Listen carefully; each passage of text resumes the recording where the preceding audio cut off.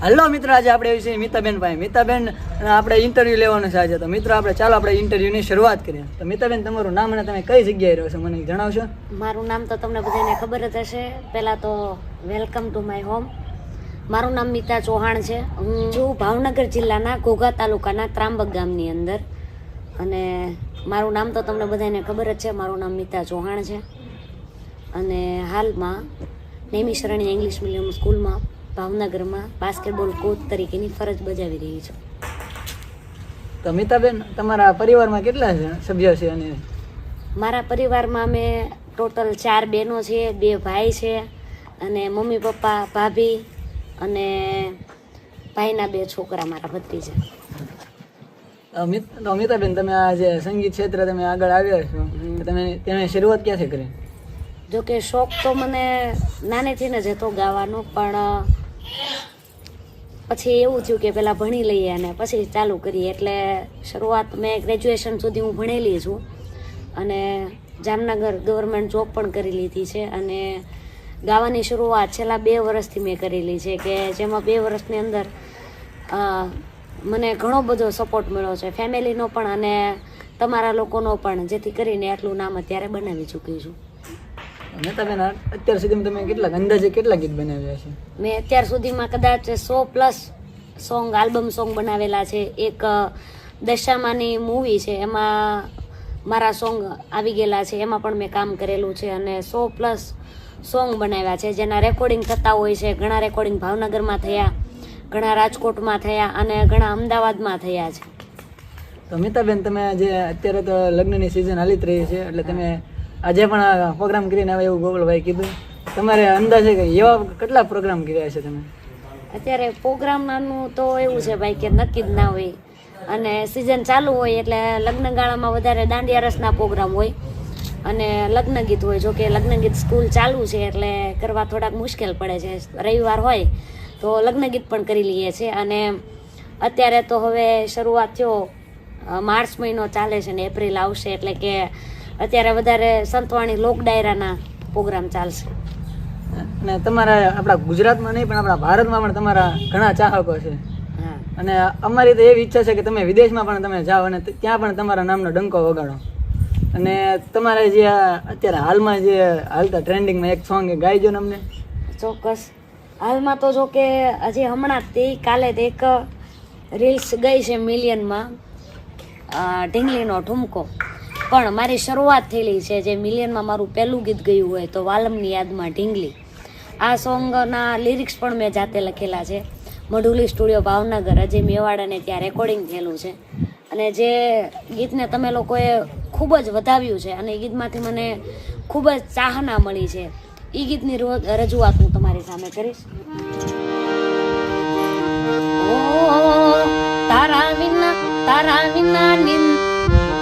તારા વિના નિંદરડી નો આવે મારી ઢીંગલી રે. તારા વિના નિંદરડી નો આવે મારી ઢીંગલી રે. હે તારી યાદ રે સતાવે, તારા વિચારો સતાવે. તારી યાદ રે સતાવે, તારા વિચારો સતાવે. મનડો હારી ગયો, હારી ગયો. તારા વિના નિંદરડી નો આવે મારી ઢીંગલી રે. તારા વિના નિંદરડી નો આવે મારી ઢીંગલી. ઓ બાળપણામાં ભેળા રમતા આંબલી પીપળી સાથે રે. નજર નો લાગે હું કેતી સૈયર મારી રે. એ નાનપણનો નેણો યાદ કરી રડે આંખો. એ નાનપણનો નેણો યાદ કરી રડે આંખો. હવે આવો વાલમજી, આવો ને. તારા વિના નિંદરડી નો આવે મારી ઢીંગલી રે. તારા વિના નિંદરડી નો આવે મારી ઢીંગલી. વાહ મિતાબેન, વાહ, મસ્તીનું સોંગ ગાયું. અને હવે તમે, મારો પ્રશ્ન એ છે કે તમારા પરિવારનો તમને જે ફૂલ સપોર્ટ કરે એવા તમારા મને 90% લાગે છે ગોપાલભાઈ થશે. અને તમારા પરિવારમાં બીજી જગ્યાએ સપોર્ટ કર્યો હોય બીજા ગોપાલભાઈ સિવાય? ગોપાલભાઈ સિવાય તો પહેલા તો મારા પપ્પા છે જે સંતવાણીના સારા એવા કલાકાર છે, અને મમ્મી પણ સત્સંગમાં જાય છે, કીર્તન કરે છે, સ્વાધ્યાયમાં પણ જાય છે. અને જ્યારે નાની હતી ને ત્યારે પપ્પાની સાથે જાતી પ્રોગ્રામમાં ગામમાં, તે કહેવાય ને કે મંદિરે હોય જ એની જેમ પપ્પા હાર્મોનિયમ વગાડતા હોય, બાજુમાં બેઠી બેઠી હું ગાતી હોઉં. અને કહેવાય ને થોડો ઘણો નહીં પણ વધારે તો વારસામાં મળેલી છે ગાયકી મને, અને શોખ હતો એટલે વધારે સપોર્ટ પપ્પાનો છે. અને અત્યારે ભાઈનો પણ એટલો સપોર્ટ છે કે ગમે એટલો થાકીને આવેલો હોય પણ પ્રોગ્રામ હોય તો તરત મારી સાથે નાનો ભાઈ પણ આવતો હોય, મોટો ભાઈ પણ આવતો હોય, ફેમિલીનો પણ સારો એવો સપોર્ટ છે. અને ખાસ વાત તો એ છે કે મમ્મી ને પપ્પા દાવા સત્સંગ કરતા હોય કે ભજન કરતા હોય એના હિસાબે મને એમના લોકો થ્રુ જ એમનો વારસો મળેલો છે કે આ રીતે હું આગળ વધી શકું છું. અને હજી સંતવાણીમાં તો ઘણું કામકાજ મારું કાચું છે, અને મ્યુઝિકની દુનિયામાં તો એમ કહું જેટલું લઈએ એટલું ઓછું છે. તો મારા પપ્પા મને ઘણીવાર સંતવાણીના જે શરૂઆતમાં સાખીની શરૂઆત થતી હોય, ભજન શીખવાડતા હોય, મમ્મી આગળથી પણ ઘણું એવું નોલેજ મળે છે. પણ બધાનો સપોર્ટ ફેમિલીમાં મને પૂરતો મળી રહ્યો છે અત્યારે. મિતાબેન, તમારે જે અત્યારે સંગીત ક્ષેત્રમાં અત્યારે નવા નવા કલાકાર ઘણા આવી રહ્યા છે, તો તમે એના માટે શું સંદેશ આપવા માંગો છો? એની માટે એવો સંદેશ છે કે ગાવું વસ્તુ શીખવાથી ઘણો ફેર પડે છે, અને થોડું ઘણું વારસામાંથી આવે છે, પણ જેટલી તમે મહેનત કરશો ને એટલા તમે આગળ આવશો. અને આ તો જનરેશનના તમને ખબર જ છે કે યુટ્યુબની અંદર છે, એટલે એવું જરૂરી નથી. યુટ્યુબની અંદર અપડેટ થઈને ઘણા કલાકારો આવતા હોય છે કે જે કીર્તિદાનભાઈ છે, કિંજલબેન છે, ગીતાબેન રબારી છે, એને સાંભળીને પણ ઘણું બધું મેં શીખ્યું છે. અને હું આશા રાખું કે તમે પણ શીખો એમાંથી. તો મિતાબેન, તમારી એજ્યુકેશન કેટલે સુધી છે મને જણાવો. મારું એજ્યુકેશન શરૂઆત મારી 1 થી 8 ધોરણ ત્રાંબક પ્રાથમિક શાળામાં થયેલી છે. ત્યાર પછી 9 થી 12 કન્યા વિદ્યાલય વળાવડ સિહોરમાં થયેલી છે. અને મારું ગ્રેજ્યુએશન કોલેજ નંદકોરબા મહિલા કોલેજ, અને ત્યાર પછી કોલેજના 2nd યરમાંથી જોબ કરી મેં જામનગર ધ્રોલ. અમિતાબેન, મેં સાંભળ્યું છે કે તમે ગાવાની સાથે પણ રમતમાં પણ બહુ આગળ વધી ગયેલા છો. તમે કેટલે સુધી રમવા ગયેલા છો? હું સ્ટેટમાં તો ખબર નથી મને, પણ હું કેટલી વાર રમી છું. સ્ટેટ, ડિસ્ટ્રિક્ટ અને 7 નેશનલ રમેલી છું. અને એમાં 2 વાર ગુજરાત ટીમનો મેનેજર તરીકે પણ હું પસંદગી પામેલી છું. અને બાસ્કેટબોલની અંદર ઘણી બધી મને ટ્રોફી અને સર્ટિફિકેટ ને એવું તો મળેલું જ છે, જે તમે મારા વ્લોગમાં પણ કદાચ જોયું હોય તો. અને બાસ્કેટબોલમાં મને સારો એવો સપોર્ટ એટલે કે ભરતભાઈ મકવાણાનો મળેલો છે. જે હું વળાવડ હતી ત્યારથી જ મને રમતનો ખૂબ શોખ હતો બાસ્કેટબોલની અંદર, એટલે બાસ્કેટબોલના ગુરુ કહું તો ચાલે, ભરતભાઈ મકવાણા. તો મિતાબેન, આપણે તમારું ડ્રીમ આગળનું શું છે? તમારું ભવિષ્યનું ડ્રીમ, તમારે શું નોકરી લેવાનું, તમારે શું ઓલું કરવું? એટલે ભણતી હતી ત્યારે તો એવું ડ્રીમ હતું કે કંઈક બનશું આગળ જઈને. પહેલેથી એવું સપનું હતું કે કલાકાર થવું, પણ એવું પણ હતું કે આપણે નાની મોટી જોબ પણ કરવી છે. એટલે જોબ મેં જામનગર ધ્રોલમાં કરી, 2 વર્ષ કરી. પછી અત્યારે નૈમિષરણ્ય ઇંગ્લિશ મીડિયમમાં કરું છું. અને સપનું તો એવું છે ભાઈ કે બસ આવી આમ તાજા માજા રહીએ અને આટલા ટેજ મળ્યા છે, અને ભવિષ્યમાં નસીબમાં હશે તો આગળ મોટા ટેજ પણ મળે. સપનું તો એવું છે કે આમ એકવાર અમારા ગામનું નામ છે ને એટલું રોશન કરવું, સાથે સાથે ભાવનગરનું, કે ગુજરાતમાં આપણા નામનો પણ ડંકો વાગી જાય. વાહ ભાઈ વાહ. તો મિતાબેન, હવે તમે અહીંયા સંગીતમાં પણ છો અને રમતમાં પણ છો, તો ઘરે તમે રસોઈ તો બનાવતા આવડતી હશે, તો તમને રસોઈમાં તમને શું બનાવતા સારું આવડે? રસોઈમાં તો એવું છે, હું જ્યારે વધારે ભૂખ લાગે ને ત્યારે બટેટા તો ઘરમાં પડ્યા છે, કેળા છે વાડીમાં, એટલે એને બટેટાની ચિપ્સ અને કેળાની વેફર બનાવતી હોય વધારે ખાવામાં. પછી ઘરે બહુ એવું કે નવરી છો, રસોઈ બનાવતા શીખ.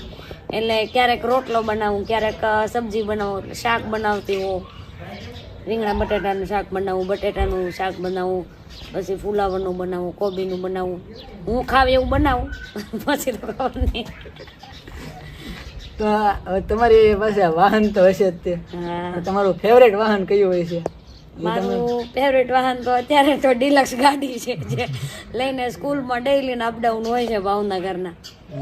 એટલે હોન્ડા હાંકવાની હોય. અને ફેવરેટ વાહન તો હવે નસીબમાં હશે તો આગળ અત્યારે તો ઇકો છે, 2-3 ગાડીઓ છે. આમ મહિન્દ્રા થાર છે, પછી ઓડી છે, સ્કોડા, એવી કાંઈ તમને તમારી ફેવરેટ એવી કે તમને ગમતી એવી? ગમે તો ઘણી બધી ગાડીઓ તો ગમતી હોય એવું તો હોય, પણ અત્યારે જેટલું છે એટલામાં રાજી છીએ. બાકી ગાડી તો ઘણી ગમે છે. જે ગમતી ગાડી જ્યારે આપણું એવું બજેટ આવશે ને ત્યારે લેશું અને તમને કહેશું કે મને આ ગાડી ગમતી હતી, એટલે આ ગાડી આપણે લઈ આવ્યા છીએ. તો મિતાબેન, આપણે પ્રોગ્રામ ન હોય અને તમારે સોંગ રેકોર્ડિંગ ન હોય ત્યારે રવિવારથી તમે ફ્રી થો તો રવિવારથી તમે શું કરો? રવિવારના દિવસે ઘરે હોઈએ એટલે મમ્મીની તો એવું જ કે તમે બહાર જે હોય પણ ઘરે બધું કામ કરવું પડે છે. એટલે જો કોઈ ફ્રી ના હોય તો વાડીનું કામ પણ બધું કરી લઉં છું, ગાયો ભેંસોનું કામ પણ કરું છું. એ તો તમે વ્લોગમાં જોતા દેશો. પછી ઘરે કચરા પોતાથી લઈને બધા કામમાં હેલ્પ કરું છું. તો એ તમને બહાર ફરવા જવાનો શોખ? બહાર ફરવા જવાનો શોખ છે, પણ હવે એવું છે કે ફ્રેન્ડ સર્કલમાં બધાના મેરેજ થઈ ગયા છે. એટલે ભણતા હતા ત્યારે બહુ બધે ફરવા ગયા હતા, અને હવે તો એવો સમય નથી મળતો કે એટલો આપણે ફરવા જઈએ, કે કેમ કે સ્કૂલ ચાલુ છે અને પ્રોગ્રામ હોય એ રીતનું હોય એટલે ઓછું જાય. અને ગમે એટલે મહેમાન કોઈ આવ્યા હોય તો અહીંયા અમારા બાજુમાં માળનાથ છે, નાથિલ નવી બને છે, આજુબાજુમાં ઇલાકામાં બધે સારું લોકેશન હોય ત્યાં ફરવા જઈએ. અને શૂટિંગ હોય ત્યારે ઘણા એવા સ્થળો જોઈ લઈએ છીએ કે જે અમે ન જોયા હોય. એટલે ફરવાનું તો આમ શૂટિંગ હોય ને એટલે ફરવાનું તો એ રીતે જ મારું ગોઠવાઈ જતું હોય છે. તો મિતાબેન, તમે આજે પ્રોગ્રામ પ્લસ સ્કૂલ બે કઈ રીતે હેન્ડલ કરો છો? રાતે મોડી રાત સુધી પ્રોગ્રામ કરવાનો, બસ દિવસે સ્કૂલ? એટલે હેન્ડલ તો એ રીતે કરવાનું હોય છે કે પ્રોગ્રામનો શોખ છે અને સ્કૂલ પણ મૂકવી છે નહીં, એટલે બંને મેનેજ કરવું થોડુંક અઘરું તો પડે છે. પણ તોય ત્યાં મજા આવે છે કે સ્કૂલમાં બાળકો સાથે રમવાનું થતું હોય છે. બાસ્કેટબોલ કોચ એટલે કે બાસ્કેટબોલ જ મારે શીખવાનું હોય છે, એટલે સ્કૂલ પણ આમાં મજા આવે છે. અને બહાર પ્રોગ્રામમાં તો ગાવાનો તો એટલો ગાંડો શોખ છે કે વાત કરો માં તમે. એટલે પ્રોગ્રામમાં સવારે 8 વાગ્યાથી 2 વાગ્યા સુધી સ્કૂલે હોઉં, ત્યાર પછી ઘરે આવું જમી કારવીને. પ્રોગ્રામ વધારે તો જસદણ ડિસ્ટ્રિક્ટમાં વાંકાનેરમાં એ બાજુ હોય છે, દૂરના પ્રોગ્રામ હોય એટલે બપોરને સ્કૂલેથી આવીને જમી કારવીને નીકળીએ છીએ. જો નજીકમાં હોય તો કોઈ પ્રશ્ન જ નથી આવતો. એટલે એ રીતે સાંજે પ્રોગ્રામ પૂરો કરીને ડાયરેક્ટ 2 વાગે કન્ડિશન રાખીએ કે 2 વાગે અમને છૂટા કરી દેવાના. એટલે 2 વાગે પ્રોગ્રામમાંથી રિટર્ન થઈ જતા હોય ને જો નજીકમાં હોય તો 4 પણ વાગી જાય, 3 પણ વાગે. એ રીતના પ્રોગ્રામમાંથી આવીને ડાયરેક્ટ ફ્રેશ થઈને કપડાં ચેન્જ કરીને ડાયરેક્ટ સ્કૂલે. સ્કૂલના કપડાં પણ અલગ અને પ્રોગ્રામના અલગ. અને ઘણા એવું કહેતા હોય કે બેન તમે બર્થડે વિડીયો બનાવી દો, પણ બર્થડે વિડીયોમાં થાય છે એવું કે સ્કૂલમાં અમારે લોઅર એન્ડ ટી શર્ટ પહેરવાનું હોય છે અને પ્રોગ્રામમાં તો ટ્રેડિશનલ હોય. એટલે આખો દિવસ સ્કૂલે હોય ત્યાં મારે ફોન અલાઉડ નથી. એટલે બર્થડે વિડીયો કે જાહેરાત વિડીયો આવું હું બનાવતી નથી. ટૂંકમાં પોસિબલ થતું નથી, એટલે આવા વિડીયો હું નથી બનાવતી. તો મિતાબેન, હવે તમે અમને એક વાત કહેશો? બોલો. તમારી સગાઈ ક્યારે થવાની છે? મારી સગાઈ તો મને પણ ખબર નથી. જ્યારે ફેમિલી વાળા કહે ત્યારે કરી નાખશું. અત્યારે નાના ભાઈનું ગોઠવાઈ ગયું છે, હવે જોઈએ અમારું ક્યારે થાય છે. તમારે લાડવા ખવડાવી ગયો હતો આ વર્ષે કે આવતા વર્ષે?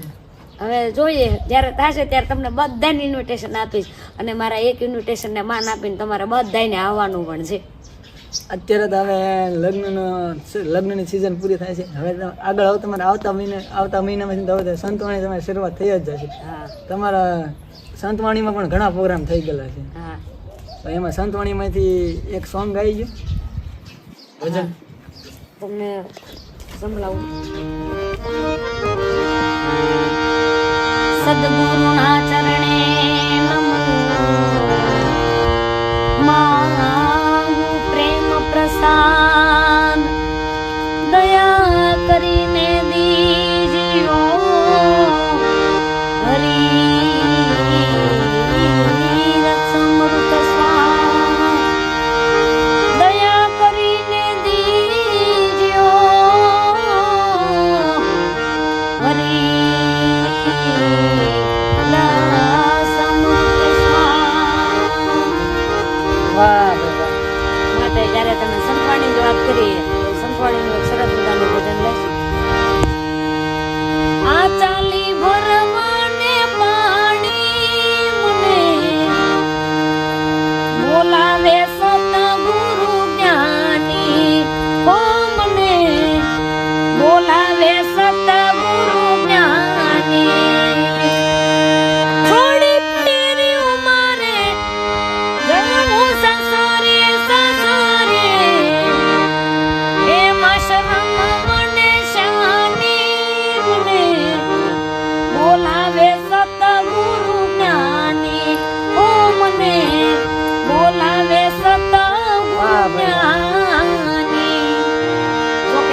સાંજે પ્રોગ્રામ કરીને આવ્યા એટલે અવાજ તો થોડો કેવડાવે છે.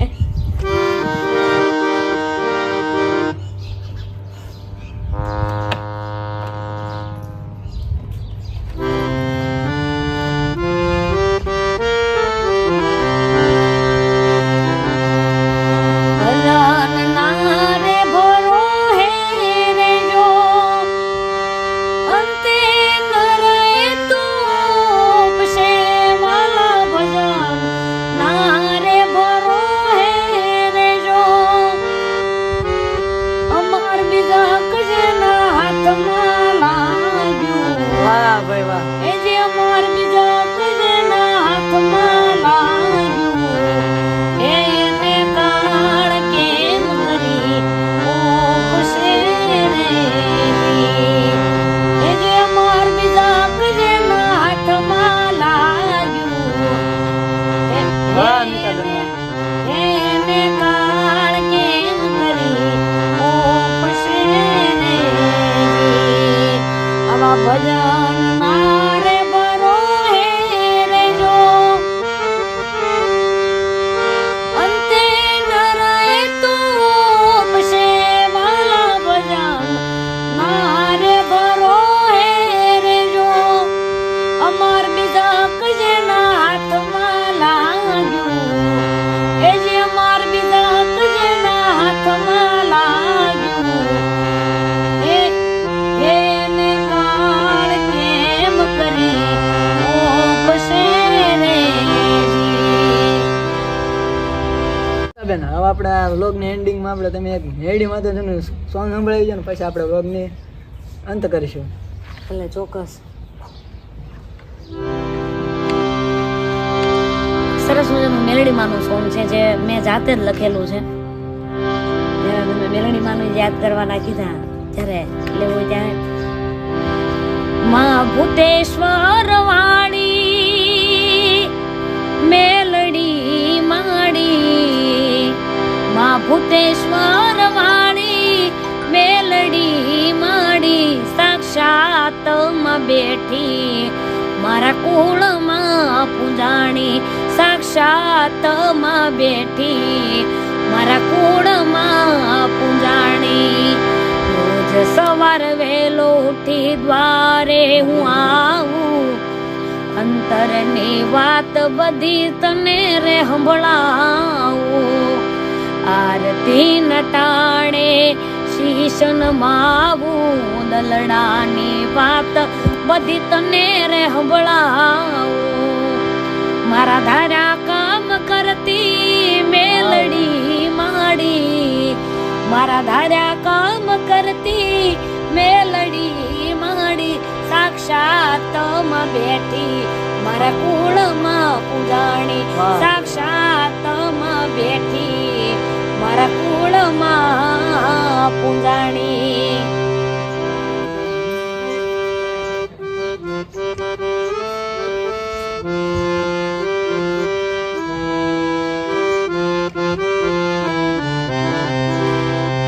ઓ લીલીના ઘેરમાં લીલીના ઘેરમાં જીના મોર બોલે મારી મેલડીના રાગમાં.